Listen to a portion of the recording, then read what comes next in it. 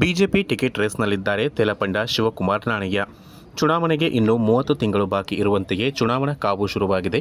ಮಡಿಕೇರಿ ಹಾಗೂ ವಿರಾಜಪೇಟೆ ಕ್ಷೇತ್ರಗಳಿಗೆ ಆಕಾಂಕ್ಷಿಗಳ ಸಂಖ್ಯೆ ಹೆಚ್ಚು ಇದ್ದು, ವಿರಾಜಪೇಟೆ ಕ್ಷೇತ್ರಕ್ಕೆ ಈ ಹಿಂದಿನ 2023ರ ವಿಧಾನಸಭಾ ಚುನಾವಣೆಯಲ್ಲಿಗೆ ಪ್ರಬಲ ಆಕಾಂಕ್ಷಿಯಾಗಿದ್ದ ತೆಲಪಂಡ ಶಿವಕುಮಾರ್ ನಾಣಯ್ಯ 2028ರ ಟಿಕೆಟ್ ಆಕಾಂಕ್ಷಿಗಳಲ್ಲಿ ಪ್ರಬಲರಲ್ಲಿ ಒಬ್ಬರಾಗಿದ್ದಾರೆ.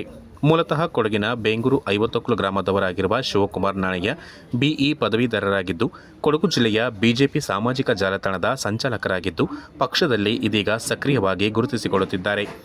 ಬಿಜೆಪಿ ಹಾಗೂ ಆರ್ಎಸ್ಎಸ್ನ ಮೇಲ್ಮಟ್ಟದ ನಾಯಕತ್ವದಲ್ಲಿ ಗುರುತಿಸಿಕೊಂಡಿರುವ ನಾಣಯ್ಯ ಮುಂದಿನ ವಿಧಾನಸಭಾ ಚುನಾವಣೆಗೆ ಸ್ಪರ್ಧಿಸುವ ಸಾಧ್ಯತೆಯನ್ನು ತಳ್ಳಿಹಾಕುವಂತಿಲ್ಲ.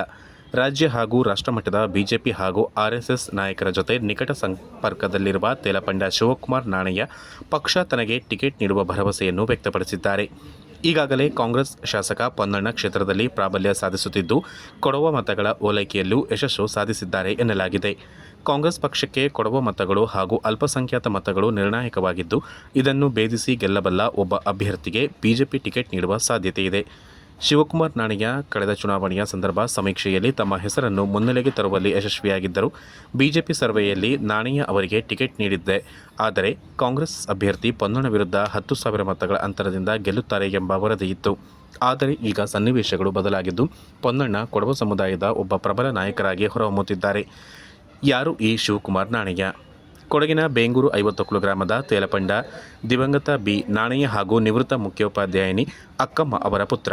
ಶಿವಕುಮಾರ್ ಅವರ ತಂದೆ ಚಟ್ಟಳಿಯ ಕೇಂದ್ರೀಯ ತೋಟಗಾರಿಕಾ ಸಂಶೋಧನಾ ಕೇಂದ್ರದಲ್ಲಿ ಉದ್ಯೋಗಿಯಾಗಿದ್ದರು. ತಾಯಿ ಸರ್ಕಾರಿ ಶಾಲೆಯ ಶಿಕ್ಷಕರಾಗಿದ್ದರು. ಶಿವಕುಮಾರ್ ನಾಣಯ್ಯ ಚಟ್ಟಳಿ ಸರ್ಕಾರಿ ಶಾಲೆಯಲ್ಲಿ ಪ್ರಾಥಮಿಕ ಹಾಗೂ ಪ್ರೌಢ ಶಿಕ್ಷಣವನ್ನು ಪಡೆದು ಬಳಿಕ ಪಿಯುಸಿ ಅಳಿಕೆಯಲ್ಲಿ ಮತ್ತು ಪದವಿಯನ್ನು ಬೆಂಗಳೂರಿನ ಹೆಸರಾಂತ ಎಂಎಸ್ ರಾಮಯ್ಯ ಕಾಲೇಜಿನಲ್ಲಿ ಮಾಡಿದ್ದಾರೆ.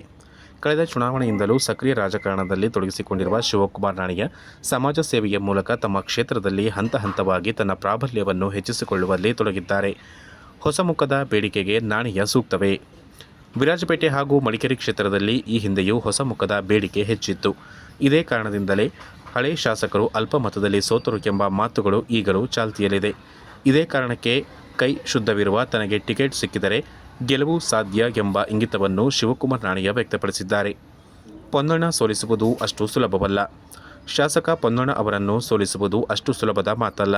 ಬುದ್ಧಿವಂತಿಕೆ ಮತ್ತು ಚಾಣಾಕ್ಷತನದಲ್ಲಿ ಮುಂದುವರಿಯುತ್ತಿರುವ ಪೊನ್ನಣ್ಣ ವಿರುದ್ಧ ಹೊಸ ಮುಖದೊಂದಿಗೆ ಹಣಬಲದ ಅವಶ್ಯಕತೆಯೂ ಇದೆ ಎಂಬ ವಿಶ್ಲೇಷಣೆ ಇದೆ.